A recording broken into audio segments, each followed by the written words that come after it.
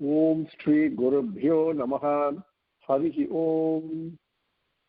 Subhukascha Ekadantascha Kapilo Gajakarnakaha. Lambodharascha Vikato Vignarajo Vinayakaha. Dhruvaketur Ganadhyakshaha Phalachandro Gajananaha. Vakratundaha Surpakarno Herambah Skandapurvajaha. Shuklambaradharam Vishtum Sasivarnam Chaturbhujam. Prasannavadam Dhyayet Sarva Vighnapasanteye. Yasyadvaradavakradhya Parishadhya Parasatam. Vigham Nidhanti Satatam Vishvaksenam Tamastraye.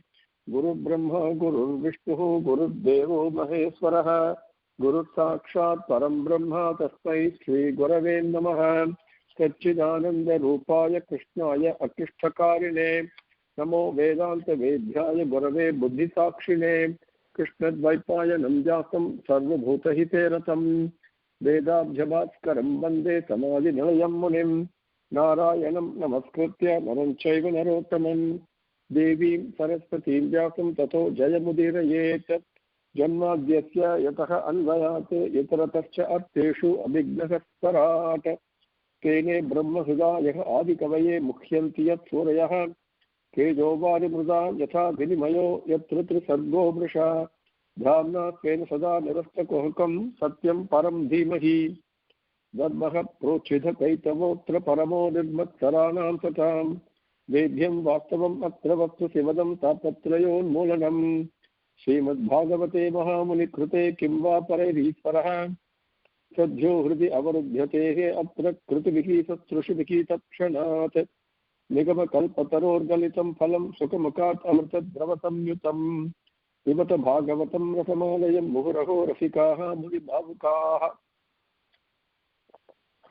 Now, but Bhagavan's good, let us continue. We are from where we left off in our last session. We came up to Slokam number 5, Adhyayam 29, Skandam number 3. Devahuti, after listening to the explanations and the teachings of Bhagavan, about the previous question she asked, about the process of creation was there, how it took about. It's important to not focus on creation, but go for and put your mind to the Creator, the Kshetrajna, how to do that, what are the pathways, and what are the disciplines to be adopted. And when one adopts a discipline, then how is the journey progresses? How does the Jnatum Drashtumcha, the Praveshtum also takes place? Tatvena Praveshtumcha Parantapa, right? Bhagavan says in Gita. How does it take place? What we call in our limited vocabulary in human language as Dvaitam, Visishtaadvaidam and Advaitam. These are the philosophies that we propound. But they're all really part and parcel of the steps in the progress of a segueing one, segues into the next, and then that finally segues into the other one, and then the merger takes place. Bhagavan explained all this in the previous Adhyayam number 28. After listening to this, in 29, now Devahuti, as an ardent student, a devoted student, a student with tremendous humility and Shraddha and Vinayam, same thing that Arjuna had. Anybody who has Shraddha and Vinayam will automatically, the knowledge will get revealed from within. Because our problem is, we don't have Shraddha, we don't have much Vinayam also. That's the problem. Once I develop Vinayam and necessary Shraddha with it, the knowledge will automatically start revealing from within oneself. So she asked the question, Swami, now you explained everything to me, the Sathya Yogam, what about Prakriti, the Purusha, and what is the Tattvam, the entity, the Ekam Sat, from which all these that have been described in the Sankhya Shastrangal.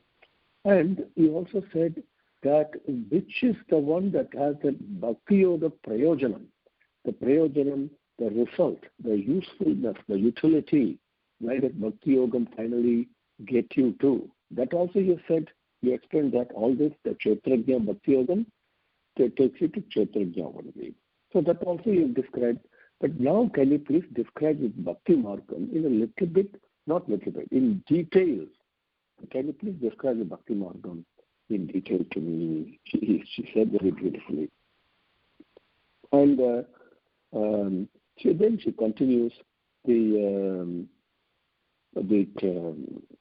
various the Purushan now is being caught in this samsara sagaram of action and reaction and the karma and the karma phalan and all that, and that after some time of getting caught in this, getting tired of this, what is this? Birth after birth after birth, I may not know how many births I've taken, but I come to a point, I said, where does this go? You get tired and exhausted from this.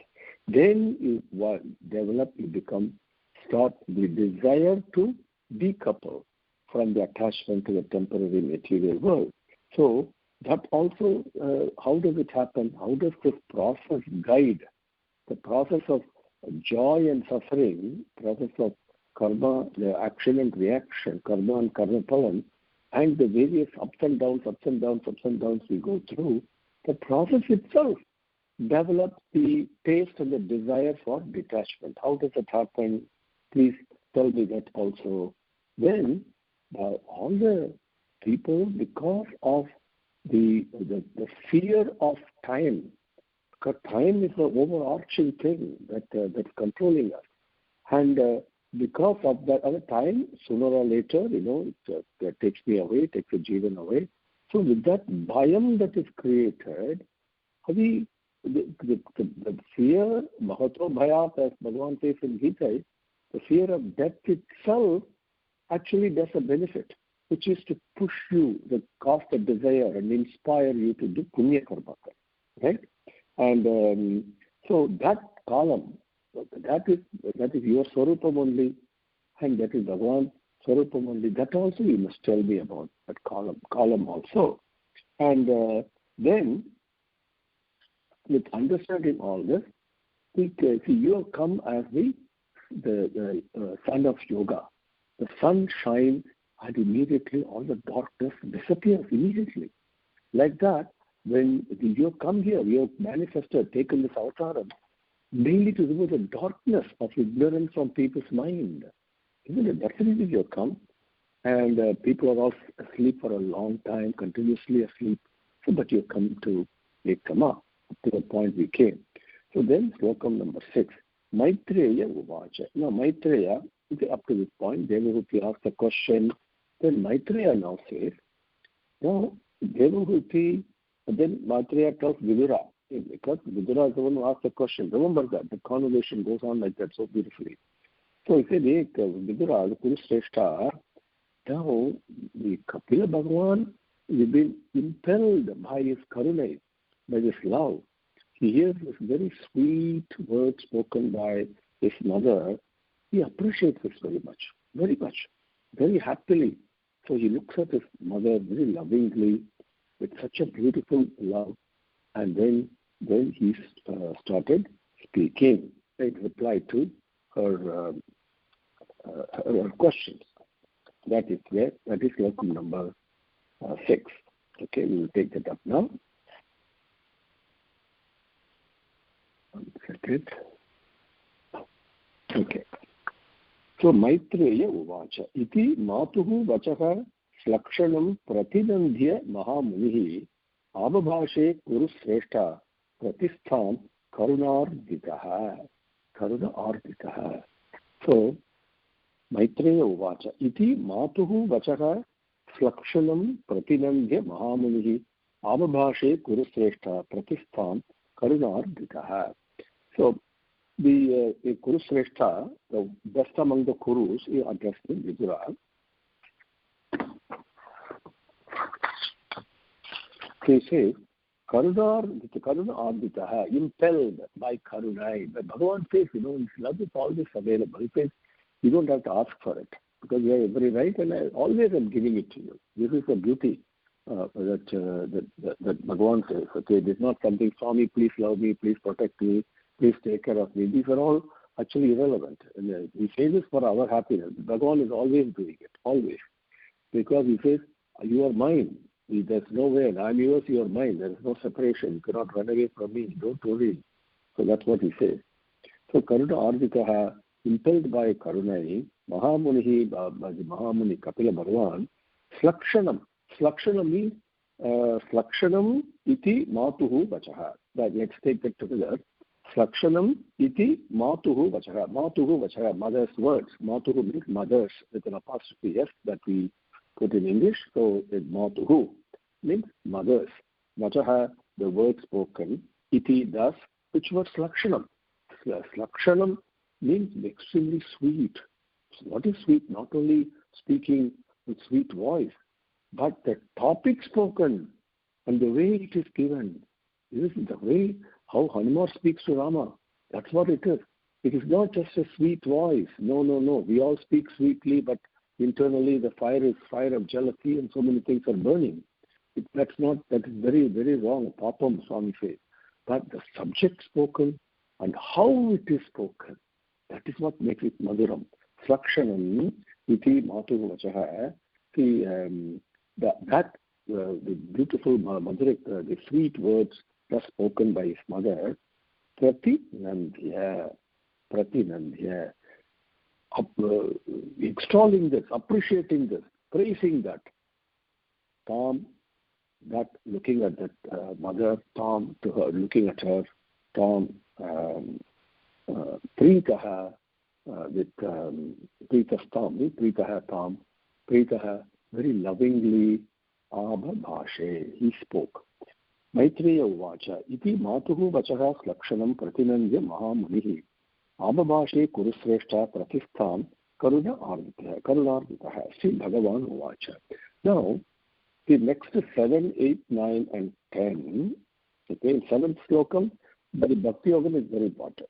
Okay, and we will also refer to for our own clarifications and understanding, okay, to reinforce the point, a couple of slokas from Bhagavad Gita also, as Bhagavan directs me to do.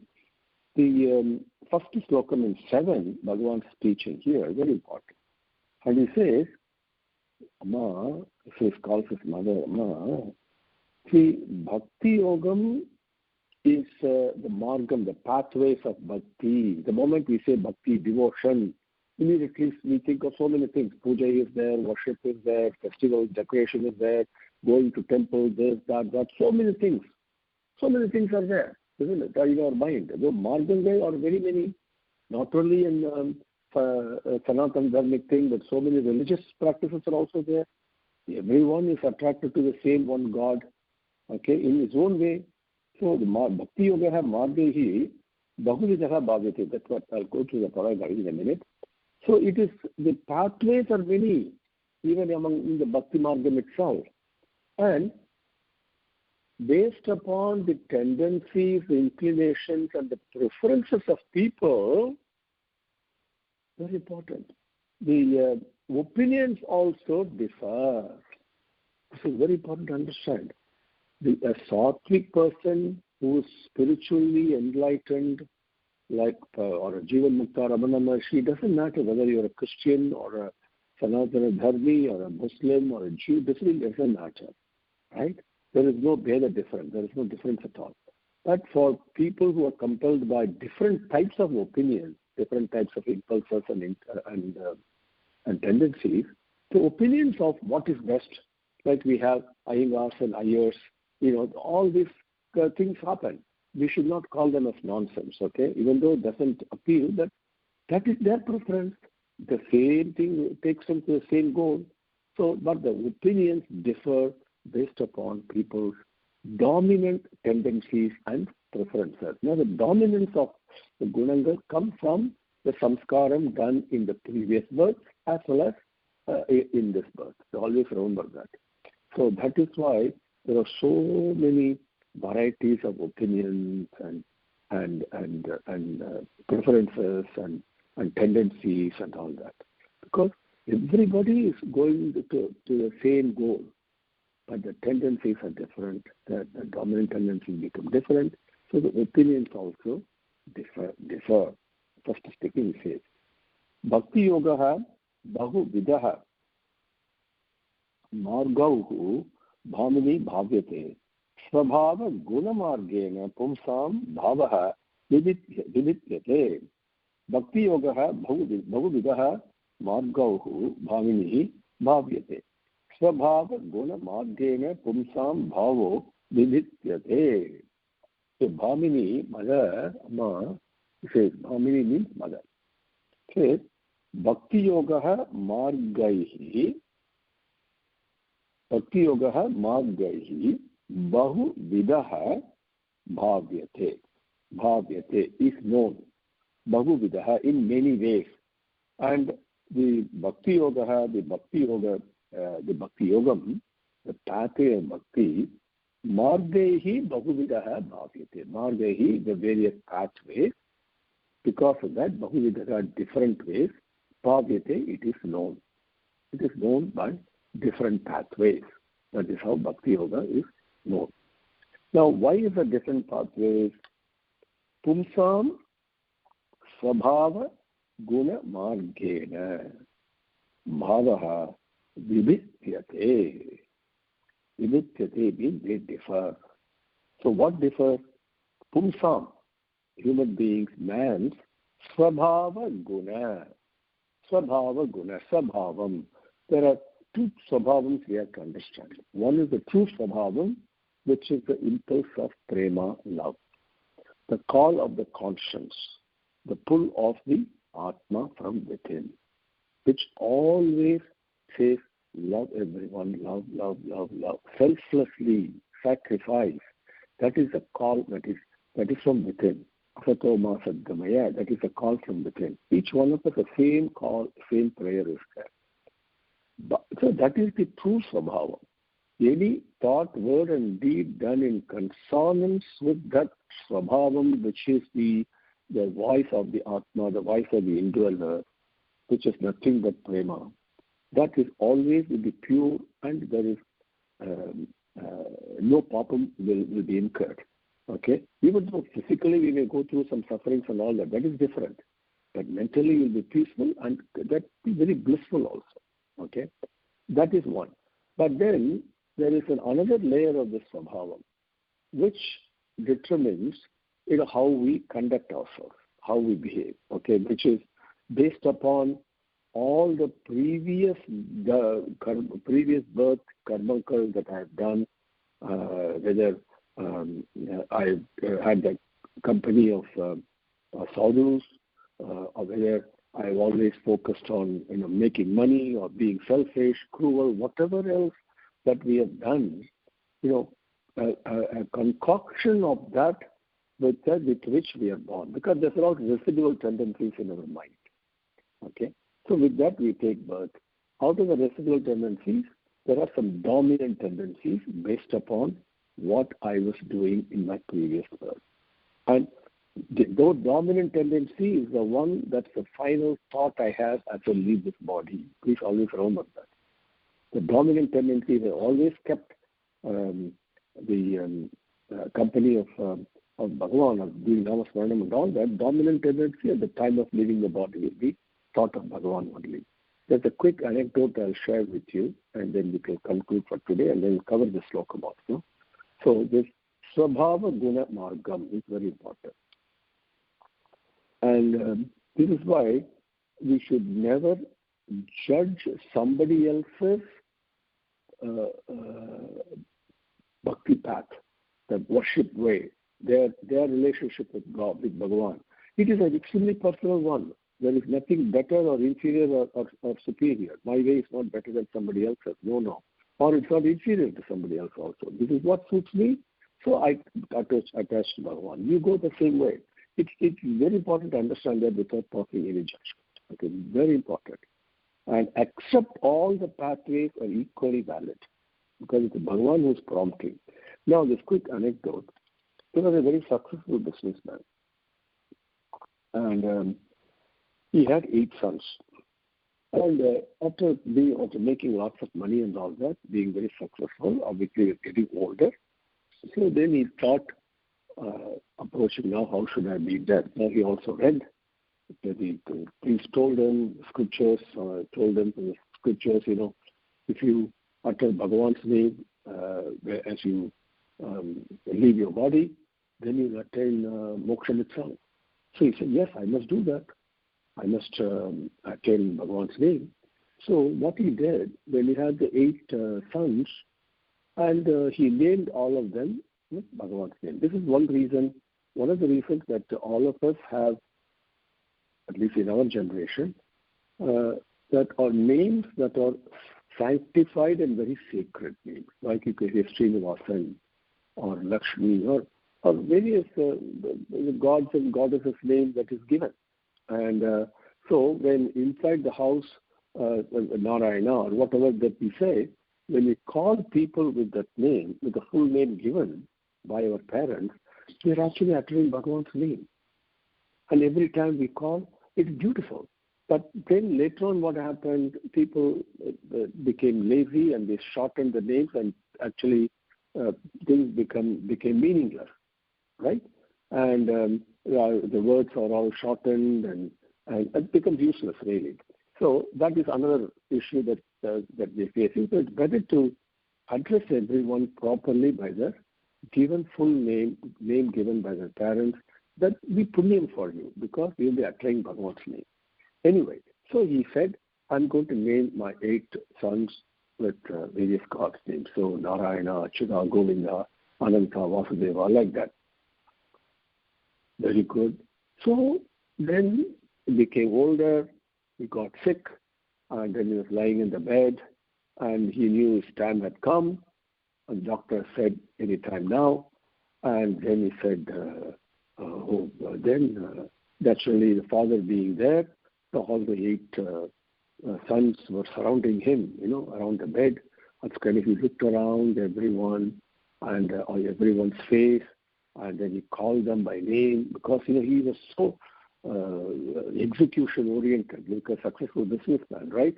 So he wanted to carry out his plan of uttering Bhagavan's name, and at the last second when he left the body so that he'll attain moksham. That was a beautiful object, beautiful purpose. So he said Narayana, then his eldest son Yasapa, he said Achyuta, Govinda, like that. He was calling each one of his sons' names, and then everyone said, I'm here, Appa, I'm here, like that.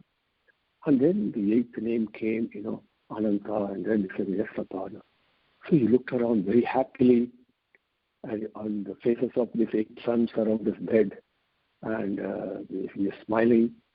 And then the thought occurred to him, oh my God, all the 8, my sons are present here. Who's minding the store? With that thought came, he passed away. It's a very important lesson in this story. All through life, if I'm focused, whatever I'm focused on, whatever that is important to me, that's a thought that will come when I depart. You cannot get that at the last second. And another quick anecdote to reinforce that Bhagavan gave occurs to me, so I'll share with you. There was a husband and a wife. The wife is a very religious person, as normally the families are, right? The wife and the mother, they're really the fulcrum and the strength and the foundation of a family is the wife and the mother. And they're more disciplined. And so she's very quite religious. But the husband was kind of a nonchalant, aesthetic kind of a fellow. He said, atheist kind of fellow. He said, what is this nonsense? It's worship and all this, always doing namasmaranam, and I don't believe in all this. And I'll do this when I become old. Why? Let's enjoy life right now. And that is for, when you leave the body, when you become old, then you recite all this. At that time, then you can get all the moksham and benefits and all that. Then one day he fell sick, and quite ill he became, very high temperature. And then so they got a dosage of antibiotic, like a 10-day course. And husband was lying down with very high fever and extremely exhausted. And so he said, please, give me the antibiotics so I can get better. And the wife came to him and he said, no, why bother taking the antibiotic? It's only a 10-day dosage, so I'll give all of them together on the 10th day. So you just wait. the husband said, how will it work? If I give me all the dosages on the 10th day, by then I may not even be alive. She said, exactly. So this reciting Bhagavan's Nama and holding on or wanting to hold on to the company of Bhagavan, seeking good company, these things you cannot get at the old age. They have to start from young age itself, steadily, progressively. Like the way you take the antibiotics progressively, every day it has to be done. Then only you will get the result. So those two anecdotes occurred to me, so I shared with you. So this Swaguna, Swabhava Guna Margena is very important. Impelled by whatever dominant tendencies that I have, this Bhakti Yogam, Bhavaha Vidhityate, Bhavaha, the opinion of that Vidhityate also differs. So, Bhakti Yoga Margehi Bahuvidaha Bhavyate. The Bhakti Yogam itself has got many paths, that is how it is known, but all the paths are not the same. They're all different because the Pumsam Sabhava Guna Margena, based upon man's tendencies and preferences, the differences, the margam and the pathways are also different. That's the very first beautiful introduction he has given. Please understand that, okay? So, pathways are many, but the end result is one and the same. Beautiful way to understand it is you make many desserts with different types of sweet things, whether it is jalebi or laddu or paisam or whatever it is, okay? But the shapes and things are different, appearances, but the essence in each one of them is the sweetness, isn't it? Like that, the pathways are different based upon preferences of the person, which again is determined by his dominant tendency, dominant gunam, which again is based upon how he or she has led all the birth before. Okay? Because of that, the pathways, the differences also appear. Bhakti Yogaha Bhaguvidaha Margaihi Bhamini Bhavyate Swabhava Guna Margena Pumsam Bhavaha Vidhityate. Now, next 3 slokams, Bhagavan is going to describe 3 types of bhakti: the tamasic bhakti, the rajasic bhakti, and the sattvic bhakti. Everything in created world is 3 types, whether wealth, charity, tapas, whatever it may be, okay, or knowledge, everything, you cannot escape that, because that is what Prakriti is. The 3 types or 3 things are always there. Either it is rajasic, sattvic, or tamasic. Now, in the slokam, on the slokam number 11 onward, how, if there are 3 types of bhakti, but how do you transcend this, right? And what is real bhakti? What is it that Bhagavan is looking for? That is, Bhagavan himself is going to teach us from slokam 11 onward. Now, in this process, the question comes, because from 11, 12, and all this, Bhagavan will talk about Saguna, Upasana, worshipping the murtams, the idols, okay? If we go to temple, pictures that we worship, right? That is Sagunam. But Bhagavan is beyond all Gunagal. So can I worship Nirguna Bhagavan, right? That question comes, right?